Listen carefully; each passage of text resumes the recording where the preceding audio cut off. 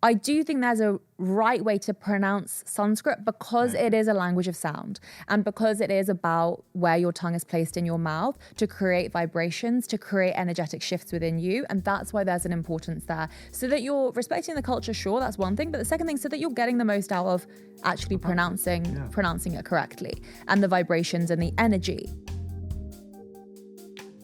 Today, we're joined by Angie Tiwari. With over 10 years of experience in the corporate world, Angie educates businesses on well-being and high performance, sharing holistic leadership techniques and accessible rituals backed by science.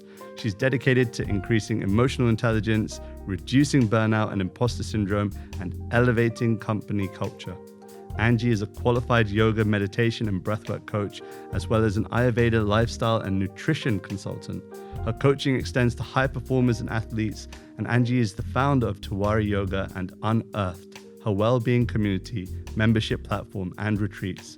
She aims to bring diversity, inclusion, and accessibility to the forefront. Angie works with individuals through private coaching, hosting retreats, which were recently commended by Condé Nast and The Times as being best for beginners in the UK and Ireland, and collaborates with businesses for corporate coaching sessions and panel discussions. She's a highly recognized media spokesperson covering topics on well-being, ancient rituals and modern life, and celebrating South Asian culture. Angie, thanks for being here. Thank you so much for having me. I'm really glad we're having this conversation. I first came across your platform on Instagram, and I saw some really cool content, and I think it was like a video where you were talking about pronouncing mantra. Well, I need to be careful here. Mantra. I saw that video and I was really actually interested. I was like, wow, this person seems super fascinating that they're talking about something like this that ordinarily is just kind of like, yeah, it's the pronunciation secondary, you know, like especially in my world where I'm trying to share mantra with the world and I'm trying to make that my kind of focus. And I do westernize some of these words. I do kind of make them a little, let's call them, is colonial the right way of saying it? I do colonize the practices, and I know that that's something that you're quite passionate about, so I wanted to go straight in at the deep end. Decolonizing yoga, is it important and why? Yeah, it's a big topic, it's a big question, and it's the topic of colonialism, white supremacy, white privilege, all of these things, racism are very heavy topics, and they can make people feel defensive and like they don't want to learn.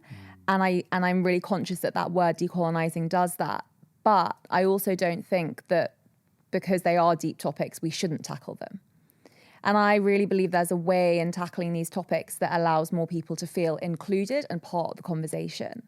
So with pronouncing certain words, certain Sanskrit words, certain ancient words, certain mantras, I think it is really important because I don't think we have to water down the practice in order to make it accessible to a more dominant group who have really benefited from our culture, which many people have, and absolutely everybody is allowed to. I say quite a lot, yoga is not for one group of people. I really believe it is for everybody, and that's why taking it into the corporate space is so important, because it's not just about relaxation. It is about focus. It is about improving the culture, improving your relationships. There are studies that show it increases job satisfaction, how you speak with your colleagues, all of that kind of stuff. It comes back to self-awareness. But I think yoga is for everybody, but how do we make everybody feel included? And there are a lot of people from South Asian community who get really frustrated, myself included, hearing these words being pronounced so incorrectly. It feels like there's no care in even trying to pronounce these words correctly. And like you said earlier, it's kind of always been secondary. So it's fine, let's all pronounce the word chakra, the energy centers, let's all call it chakra. Everyone call it chakra. And these people who are at the top or well known in the industry are teaching all these future yoga teachers or yoga students. So we're all going around pronouncing quite an important part within us, within yogic philosophy, within Vedic scriptures, incorrectly. It doesn't feel right. It feels like we don't need to blame anyone or shame anyone when we talk about decolonization. We shouldn't say, okay, the British colonized India, therefore the British are colonizers currently. You can't blame anyone. Our ancestors did that. So whether you were colonized or whether you're the colonizers, doesn't matter now. Today, it's like, how do we all respect a practice that we get so much out of? And I think you and I know there are some little subtleties that are difficult to say. Absolutely. And I think probably because we were raised with mantra, it's a little bit easier. We know where to place the tongue in the mouth. But that is such an important part of the language of Sanskrit. It's how you move your mouth to make certain words, to create certain vibrations. I think one thing with decolonizing is that there's two ways you can look at it, and there's two paths you go down. The first is you feel guilt for doing it wrong. You feel like you're being blamed. You feel like you're part of the problem, and you think, I shouldn't even teach anymore. I give up. And then there's the other path, which is the path I'm trying to encourage people and empower people to go down, which is, I made a mistake, like all of us do, and all of us will continue to do.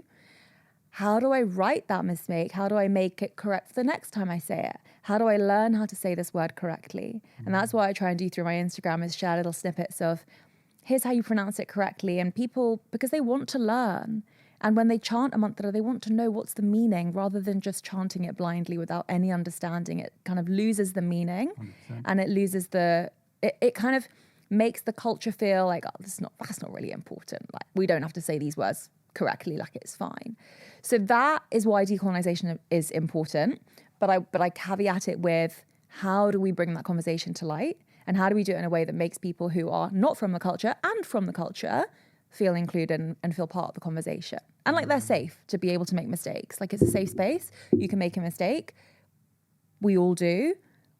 But how do we move forward from those mistakes? Do we give up, or do we pave a path forward to teach in an accurate way? Amazing. I think one thing that really comes out while you're speaking was that there is, I think that sometimes when you're trying to educate, then it can come across as, you're putting people down by them not being, not knowing, or them not having the proper pronunciation. We could easily just say, you don't know what you're doing, therefore don't do it. But I just love the way that you're approaching this, that it's a case of, let's try and share in a way that it's not about, that means you can't do it, but rather give it a go like this instead. And I think that's so important. And I like how you said that people who are at the top, and not that I'm anywhere near the top of the mantra game or sharing. Let's try and be really proper today. Kirtan, we're trying to share that. I think that it's important that I do try, but I think I have also, in some sense, kind of given up along the way a little bit, because it just becomes such a, in one sense, pain to continuously. So that's why I wanted to ask, what gives you the strength to be able to, is there maybe a younger version of you that had an experience that really still kind of like holds you, that this should be prevalent? Or what kind of drives you to continue that mission of trying to, share authentically, I guess, the practices that are there? I think there's two things. So the first thing is, I've been part of the problem. I'm not afraid to say that, because we all make mistakes. So I was going to classes and blindly chanting some mantra that I didn't know. I don't know all the mantras in the universe, even though it's from my culture. I was going to yoga classes and saying it blindly. Was the teacher explaining it? No. But it's fine. I was just doing it. And that is okay, because we all make mistakes. But then the second thing I wanted to say is, I've learned about the history and the context, which is really important, because that's what forms these systems that are in place. And when things are inbuilt in the system, it benefits one predominant group of society. Cultural appropriation is the dominant group taking a practice from the culture, taking the parts of the culture that they want and removing the rest, eliminating the rest. I love what you're doing with Kirtan. I'm obsessed with mantra from my childhood, and I'm sure we'll get into that. You need to come to one of my events. Yes, I really do. Let's go and chant together. I do, let's do it. But I didn't know the darker history of how yoga was made illegal in India when British ruled. And is that for real? Yeah, so that happened. And let's be real, India has been independent for 76 years this year. That is my dad's 75 this year. Wow. That is not that long ago. And so when you think about these beautiful practices and these rituals, that are for everyone. Let's make that really clear, and everyone can benefit from them. But when you see the way that it's represented today, it's only predominantly the physical posture, which also is incredible and I love working towards a certain pose. But that is the definition of cultural appropriation. Let's not argue with the term. It's from a different culture. It's represented by people predominantly not from that culture in the West, which is a problem. And only a small little element is being shown. That's why it's great what you're doing, because you're bringing other elements from the practice.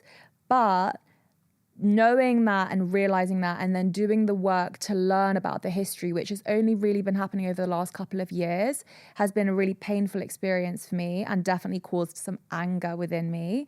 But then I've tried to turn that anger into, well, what change can I be? Because as a yoga teacher, which is such a saturated industry, there are so many of us, what's important for me to bring to the table? And why do I want to bring the pronunciation of certain words? And now that I've been doing that for a while, I'm seeing so many people, I'm realizing, and the anger has subsided, people are actually causing harm unintentionally. Right. Like, I think majority of people, they don't know how to pronounce. And if there's no one saying this is how you pronounce that, and if everyone is fine saying chakra, chakra, chakra, I'll say chakra too, because I think that's how it's said. So then it's also, I guess what's also driven me is realizing the impact you're having. And if 5 people go away learning how to pronounce a word correctly, and I have a lot of yoga teachers come to retreats and events that I run. If they go and then teach their 5 people, and then it spreads, and people, and ultimately it seems like a really, really small minor thing. It's a subtle thing, how you pronounce a word. But when you zoom out, you look at, well, actually, you pronouncing that word correctly is a way to show that you're respecting the culture from where yoga originated. And that is what's really important when you look at the context and you look at the way that the yoga industry is today and how there aren't that many South Asian faces there. I mean, there are plenty, but I mean kind of in the mainstream yoga industry. So I guess that's what drives me. There's a few different reasons. It's making the mistake.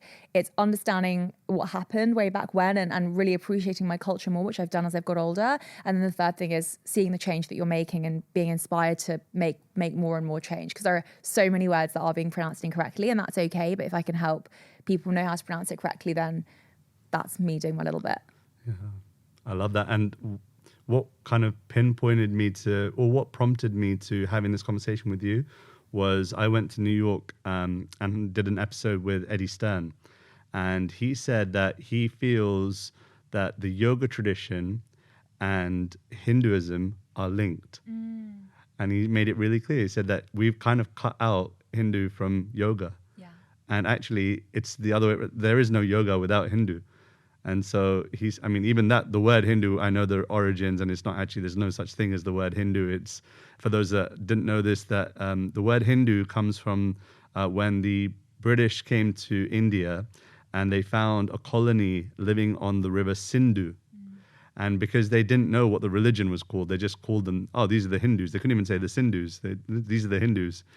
And actually, Sanatan Dharma is the actual name of the tradition. And that translates not as any sort of like race or anything. It translates literally as eternal path or eternal duty. And this whole thing kind of really came to a forefront when I spoke with Eddie, and he said that he feels that the yoga tradition and the guru tradition are linked. The yoga tradition and Hinduism are linked. And it's interesting how through the name of accessibility or the name of relevancy, we've kind of cut out those things which we feel maybe don't fit the market branding, don't maybe look in such a way that it's going to attract a Western face immediately.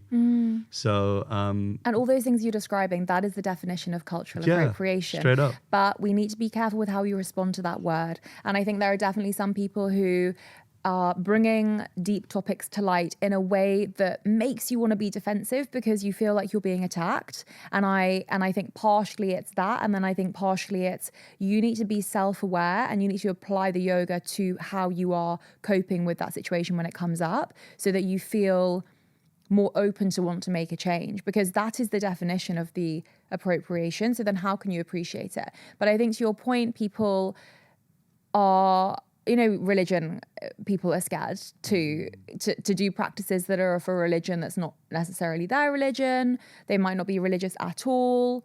Yoga is linked to Hinduism, Buddhism, Sikhism, Jainism, so multiple religions, but it's also deeper than that, a spiritual practice. So kind of on a separate note, it is also spirituality. So you don't need to necessarily identify as Hindu and Buddhist and Sikh and Jain to practice it. I think that's where there's the confusion. I don't want to do that because it's a religious practice. How do I market it? And that's the way that it's been marketed now to students as not religious, because my students don't want to learn about religion. They don't want to know this. And that is the appropriation. It's let's take the warrior 1, warrior 2, let's take the splits pose and let's remove all of the other stuff. And the problem is that the British made yoga illegal predominantly because yogis were non-conforming. They didn't want to convert to Christianity, right? And the practices were seen as too, and I'm doing very clear inverted commas here, too woo-woo and too spiritual.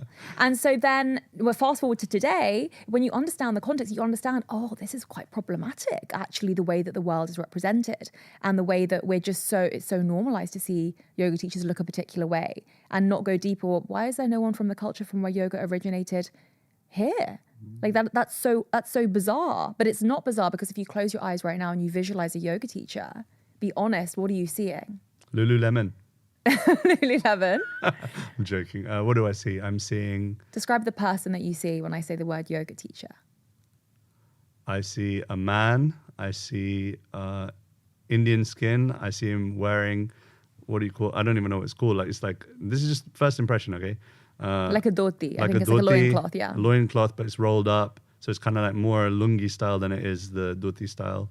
So yeah, that's beautiful. I wish we all saw that, because I don't see that. That's because that was like my first, maybe one of the early impressions of when I saw someone do yoga. Yeah. And look, we all have different views of what that means. I think when we think Western yoga industry, generally see someone able-bodied, because you've got to be able to move, which is obviously not true, because yoga is not just about movement. It's one element of it. Someone who's pretty slim, which is also excluding many people who are in bigger bodies who don't feel like they can be part of the practice. Generally, it's someone who's white, and generally it's someone who's really, really flexible. And people who practice yoga look, from your imagination, different, right? Everybody looks different, but how do we create a roster of people in the mainstream yoga industry who look different from one another rather than just one aesthetic? Because when there's just one aesthetic, we all feel like we need to fit into that one aesthetic in order to be able to do the practice. And that excludes so many people. So there's the cultural appropriation level, there's the decolonizing level of it and that kind of lens. But then there's also the lens of, if I want to just take part in the practice, I want to be able to see people who look like me, like not just me, but like all these different people in society, because it is a practice for everyone. I love that. I think it's so important that that is vocalized more and more. I mean, it is changing. Like someone like me, I don't think I would be, I mean, maybe I'm just being totally blind and not really being truthful, but I feel that 5 or 10 years ago, people wouldn't turn up to events that I was doing. And it was because I didn't fit the conformed view of someone that would be chanting. Like a lot of the people who are famous in the world of chanting and mantra and kirtan, they're all Western. They're all Jewish by heritage. And that's why when I first started, actually one of the people that I spoke to about it said, you're great at what you do, but you don't fit the look. And I was like, what do you mean? Like, really? Yeah, I was like, what do you mean I don't fit the look? And they said, well, you're not white-bodied, you're not a woman. And I mean, all these different things. They were quite straight with me that they said, this is going to be a challenge for you. And they weren't saying it out of a place of hatred. They were just being dead honest. Yeah. And this is what the industry is like at the moment. This is what the industry is like at the moment. David Pramal, Krishnadas, Jay Uttal, they're all my icons. I love them to bits because what they're doing is powerful, and I think that the practices that they're sharing are powerful. But there's no one that's represented in the South Asian colored skin body, and in my opinion, that elite. And so, I don't think 5 or 10 years ago I would be where I am now. Yeah. But I am thinking and seeing the change. And maybe it's people like you that are making that possible. So my hands folded. Thank you for doing that. Well, thank you for doing what you're doing. And everything that you felt and that you have experienced is exactly where I'm at. There's nothing wrong with these icons bringing our beautiful culture to the modern world. Nothing wrong with it. And that's all great stuff, right? But where is the representation of the people from where the culture originated? And that's one of the reasons why my online membership platform and the retreats is called Unearthed, because it's unearthing these ancient rituals that you don't often see in a yoga class, or you don't often see in a meditation practice. And it's unearthing these things that ultimately lie deep within you. And it's unearthing the way that, like, how do we connect more with the earth? Because we, as in society, have become so disconnected. We've become so unearthed. So how do we kind of, through these rituals, get back to ourselves more? Unearthed even brings about like unlearning, like deconstructing, you know, things that have been traditionally rooted as they are. Like, okay, now when you think of the yoga traditions in the most famous context, they're all Western bodied, etc. Like you were saying, flexible, etc., etc., etc., able-bodied. But then how do we unlearn those things? How do we unearth those things? What are the methods for? I know that one of them has to be just speaking and being more present in teaching those things. But do you have any other ways that people can unlearn or unearth these kind of practices? I think it's a really challenging thing to unlearn, because you're unpicking thought patterns that have been, they're literal neural pathways in your brain. Yeah, they're almost some scars. Absolutely. And we're all made up of that. Deep impressions. We are all made up of those deep impressions. We're all made up of the thought patterns that we're conditioned to believe. And so to unlearn is to unpick. And it's to unpick what we know. And when we unpick what we know, we're met with this barrier of, well, hang on, the brain's like, what are you doing? Wait, stop. No. Because in order to create a new thought pattern, your brain literally has to create a new neural pathway. And that takes time to do. So the instant reaction can be defensiveness. No. You know, the stubbornness that we all have within us, that's just human fact. So you have to do the inner work to unpick, to unlearn. And you also have to be confronted with the fact that you have got it wrong and you have made mistakes. And that's at the point that you take the two paths. Do you give up because you've made the mistakes and you feel guilty and you feel like blamed and I shouldn't teach yoga because I'm white and I've been appropriating, oh my God, I'm so bad? Or do you think it's okay to make mistakes in this journey? What can I do to not in the future? And that's on you as an individual. And there's many people that I teach who I'm sure will stay in that first path and they will be riddled with blame and guilt and they won't want to share mantra anymore because they can't pronounce it correctly or they're too scared to. But I hope there's more people who go down the pathway of, okay, let me learn, you know, pronouncing Shanti. It's not too difficult, but it's quite easy to recognize that it's not Om Shanti Shanti Shanti and it's Om Shanti Shanti Shanti. It's a slight little change that, if you can say I was about to say Beethoven in a Hindi accent then. If you're about to say Beethoven, if you can say Beethoven and you can look at how Beethoven is spelled. It's spelled Beethoven. Yeah. If you can say I'm in my like Indian voice now. If you can say Beethoven, or if you can say, and look, it's even, I have a British voice and I've got to switch into to make the sounds in the mouth. It's a conscious effort for me as well. It's a conscious effort. But I think there's subtle changes that do have a bigger implication with this stuff. So I think unlearning is definitely not an easy thing to do.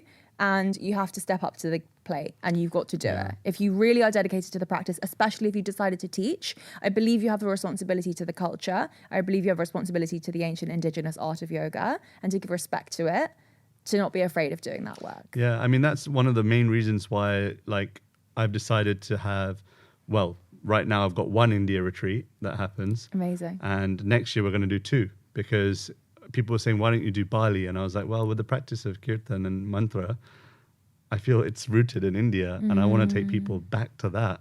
Yeah. And I love Bali. I think it's a beautiful place. I love doing things in Europe. And obviously Europe it's more affordable to do stuff here, like the registration fee. Even though my retreats, everyone knows, I try to keep them as cheap as possible because my purpose isn't I don't want to monetarily earn super amounts for my retreats.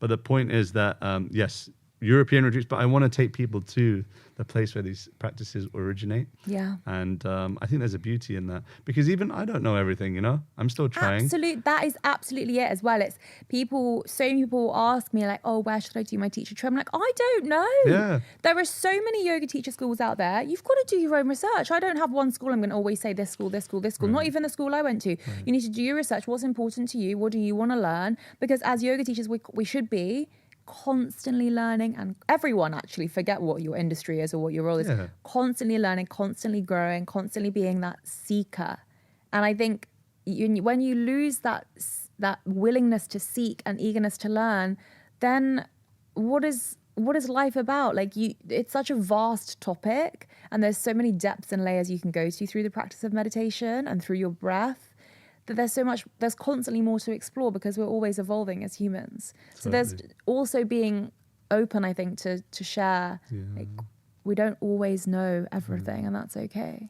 In the Bhagavad Gita, it says I think it's the 2nd chapter or the 4th chapter. Kaylee, I don't know if you can correct me, mate, but it talks about how in order to learn from Guru, you need to have 2 qualities. One is you need to be humble, which means I don't know all.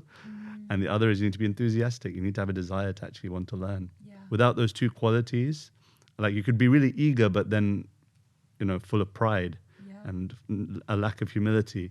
Whereas if you have these 2 qualities, humility and enthusiasm to learn, then it's very easy to learn, very easy to pick up things. And I think that those 2 prerequisites in themselves can take a whole lifetime to develop. Like to learn how can I become more enthusiastic? That's like a whole search in itself, to spend time with those who are enthusiastic to whatnot. Yeah. And humility is the same. Spend time with those who are learning.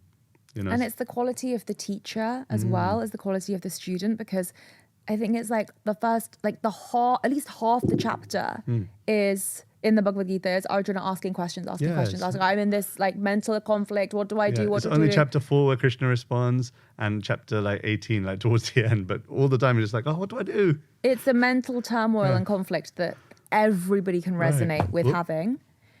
And it's about listening to that, but also, and it says in the sutras, to be a good student is to constantly seek and constantly ask questions. Don't be afraid to ask these questions. You should always be asking and questioning your teachers, not in kind of, it doesn't have to be in a particular way, but questioning because you're genuinely interested in wanting to learn and grow. And actually through that, the teacher learns, the leader learns, because they might not know the answers to everything. And then you've invoked something within them, and there's another spark for them to go on and learn. So then there's constant learning, but I think a lot comes off the back of unlearning, especially the society we're in today. So unpacking, unlearning, and only then can the education begin. Beautiful. And then connection comes from there.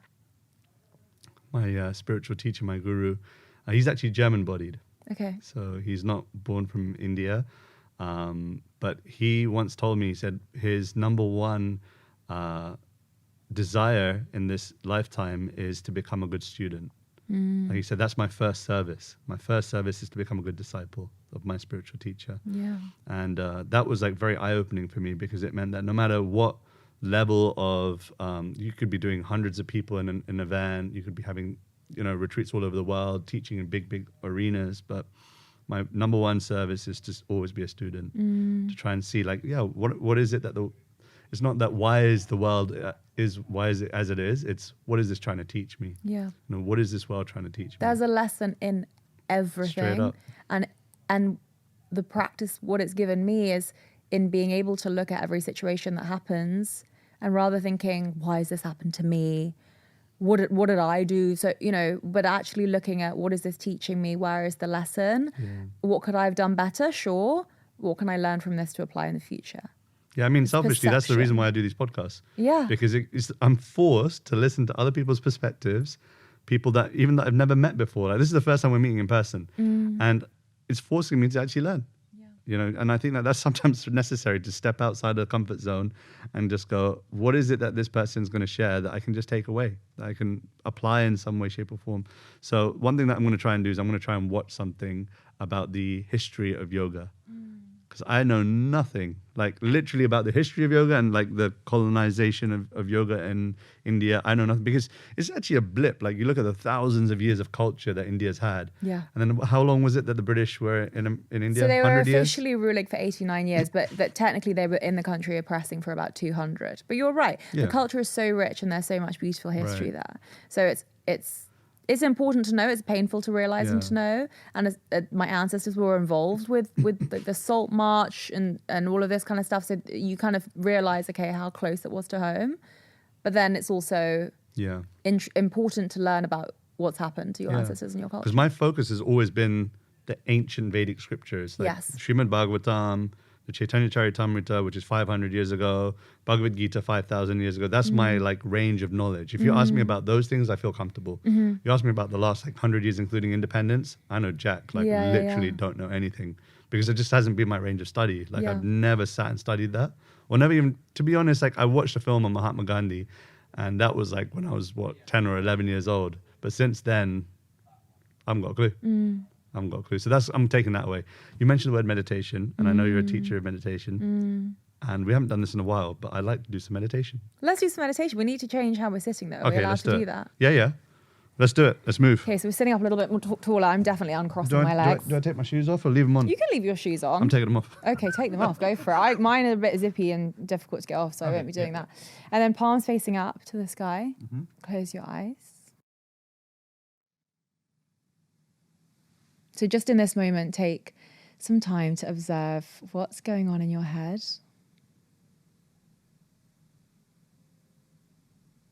And where you can feel the breath in your body. The breath is our life force energy. It's known as the prana. And start to manipulate your breath. So take a deeper breath in consciously. And a deep breath out. Breathe in, fill your belly up. And release. So continue with that breath, conscious, being aware of it, in and out through your nose. And we'll change the position of our tongue in our mouth. So keeping the mouth closed. Move the tongue so it's touching the roof of the mouth. Imagine as if you're trying to get the tongue to be in line with the very center. So you're drawing a line from the center of the spine all the way up through the center of your head, up to the top, to that Sahasrara chakra, the crown energy center. And in the middle of that line, you've got your tongue joining in and being part of it.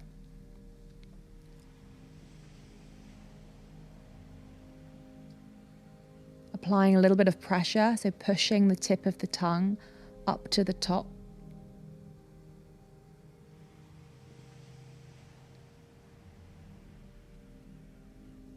And it's easy to hold our breath, so continue to breathe in and out through your nose, but maintaining the contact of the tongue and the roof of your mouth.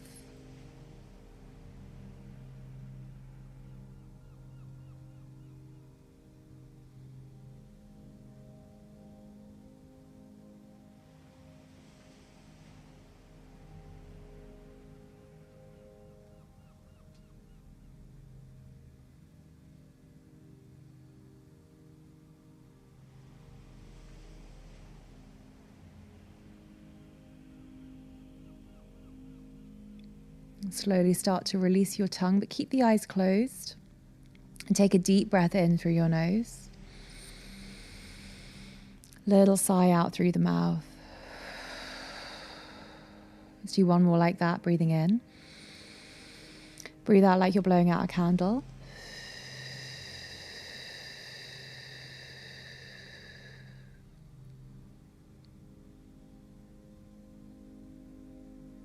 Observe if you noticed any changes in temperature in your physical body, any changes in colors of what you could maybe see even though your eyes were closed, and any shifts in your awareness and your differentiation between the external world and the internal.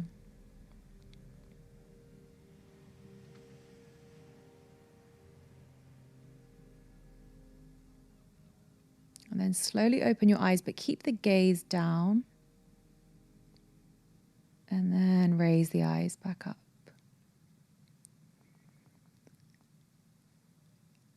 How are you feeling? That was nice. That was peaceful.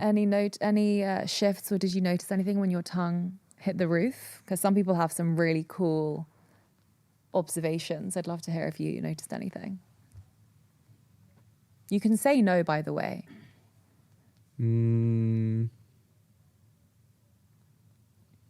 Felt like centered. I don't know if that's something that I meant to feel, but I just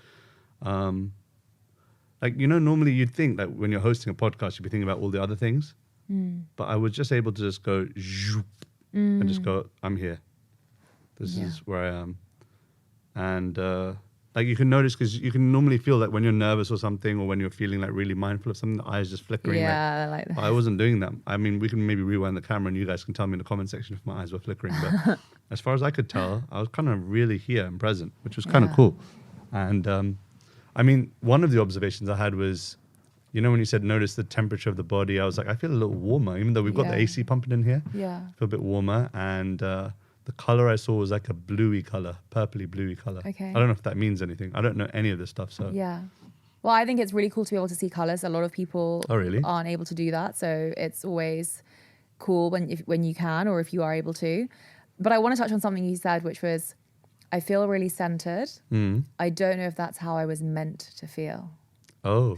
And I think that is so interesting, because you're in these practices, you do these practices, but I think ingrained in us as a thought pattern with so many of these rituals is, and because we're all perfectionists at heart, there's kind of this, you know, we want to get things right as humans. There's this, what is it meant to be like? Am I doing it right? Feeling. I'm not saying you are necessarily feeling like that, but it's interesting because I want people to know who are listening to this that there's no wrong or right way to feel. And some people may feel really centered and really energized and refreshed and calm, and other people may feel really, really anxious and, oh my goodness, now I'm suddenly still. All of my thoughts are coming to the kind of forefront. So there's not a right way to feel, and everybody experiences these things differently. Right. And it's being at peace and observing what happened for you today. Because if you did that tomorrow, it might be totally different. If you do it this evening, could be totally different. You just don't know. But I'm glad you feel centered. That's great. Yeah. The other thing, you know, that was, okay, I need to say it.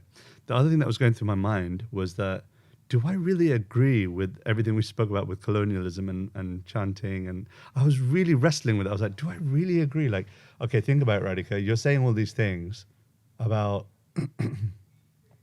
yes, we need to learn the history, and I agree with that. And I agree that we need to understand where the culture comes from and teach people about that culture.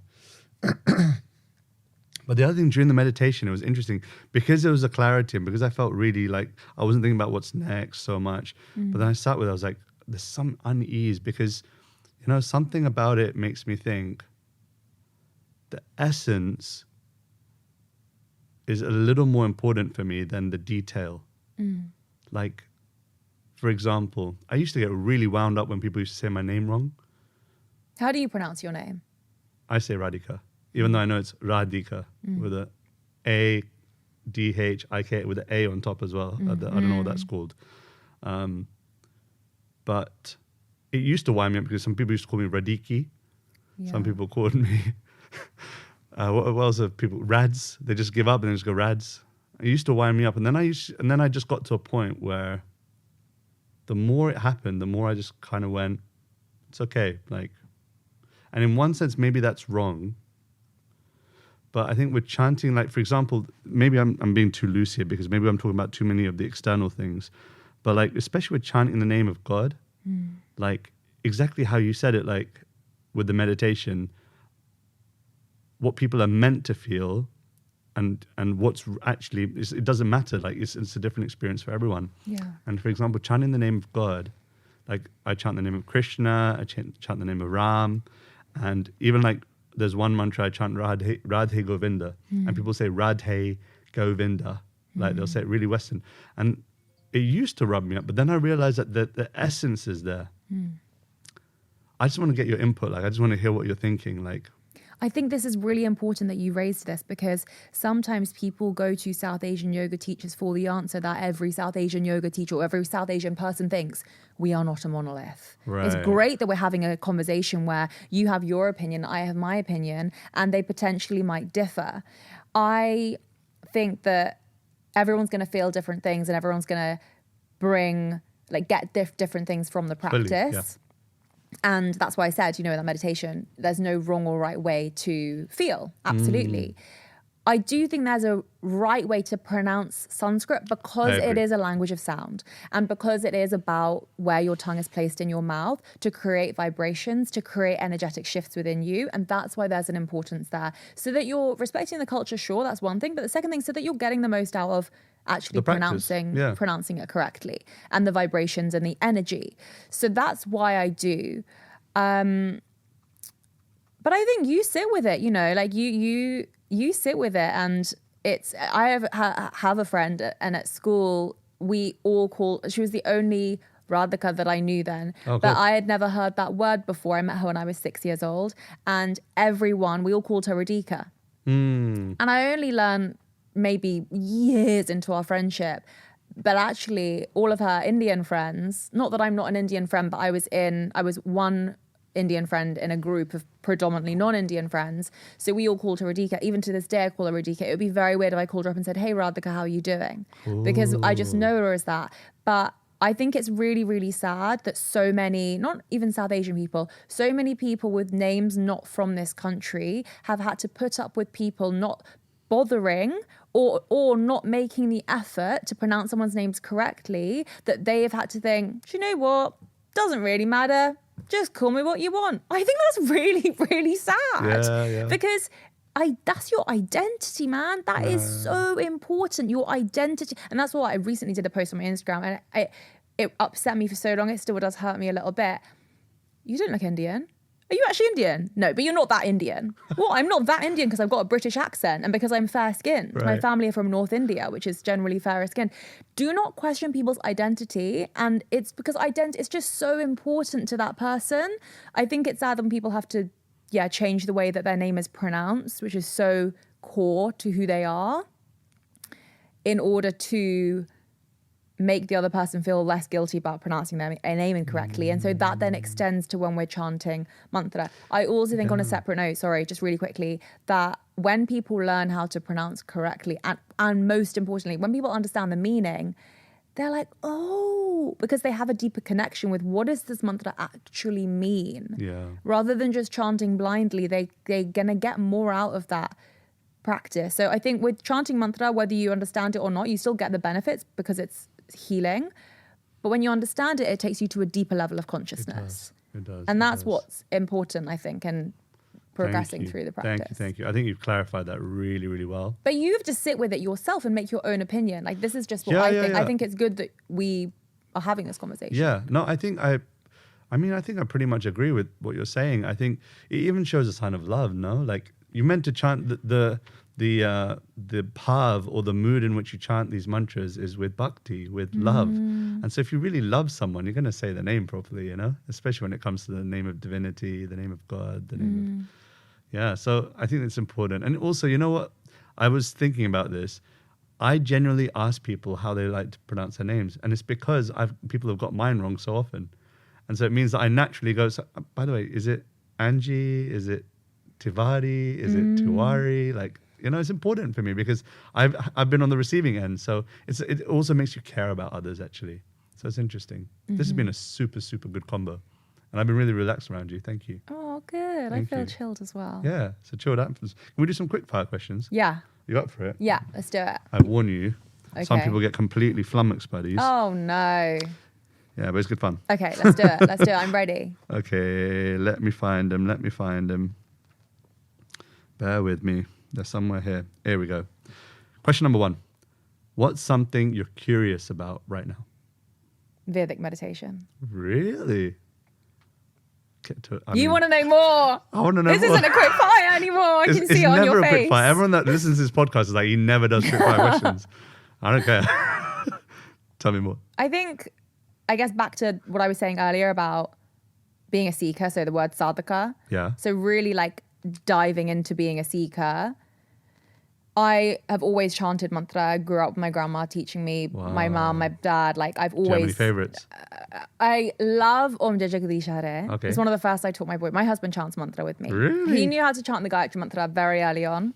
Far out. Yeah, he's great. Hanuman Chalisa we grew up on. That's that was the first thing I learned. Yeah, well. My sister and I thought that was like, we almost kind of wrapped it. We just thought it was so cool and loved it. But then there's a difference between chanting out loud and chanting internally and in saying it in your heart. And I think I said this to you when we spoke the other day that my practice is extremely personal to me. Like I share very openly on the internet and on retreats. That's different. That's kind of more an education piece and sharing little snippets. My own practice is different. I'm not going to film that and put it on social. That's different. And I am, let's just say I'm really, really enjoying going deep into seeking, and specifically just had a few moments with Vedic meditation and using mantra, which I haven't really experienced before. And I'm finding it really good for me and really, I'm going deeper, which is amazing. I love that. A principle that I read recently in the Srimad Bhagavatam talks about how we should hold our practices really sacredly secret. Yes. Yeah. And it's like this, like when you love someone really intimately and deeply, then some things you share, like you share some of the the external things, some of the things that maybe are commonly experienced. But then if you have a really profound experience, then it cheapens it when you go and just share it really publicly. Yeah. And so even if someone asks me, have you seen God, or what's your feeling when you're chanting this particular chant, or, I'll share some things, but there's some things that I think if you're just prostituting them out just for the sake of name and fame, or for the sake of getting validation from others because you're experiencing deep, profound spirituality, quote unquote, it could be surface level, but for me, it's deep. Yes.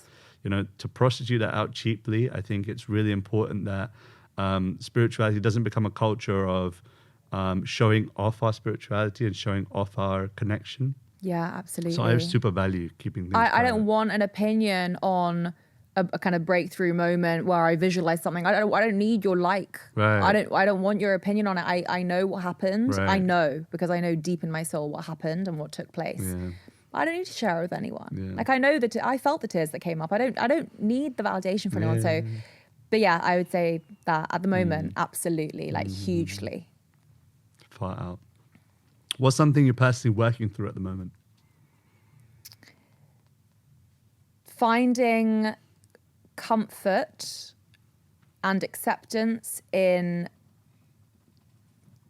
a very transformative time. That's so vague. I just realized. I'm into it. We'll keep it. Let's leave it at that. It was interesting because we were talking about not sharing too personally, and then the next one was personally working through. So I was like, if she answers it, she answers it. If she doesn't, she doesn't. So being true to that, we'll move on. Number 3, in short, what legacy would you like to leave behind in this world? Oh, that's a deep question. Yeah, it's not a quick fire question. Yeah, you shouldn't name this quick fire. We need to come up with a new name for these. Long fire. Yeah. Should we do some long fire questions? Legacy. I want people to feel accepted. And I realize I'm making this long fire now, I'm just going for it. But I realize through the retreats or spaces where you bring people together that we're all really quite similar, and we all just want to be accepted, and we seek the validation to make us feel accepted. And it's fine to seek validation. We're humans. That's just human truth. But you really feel that.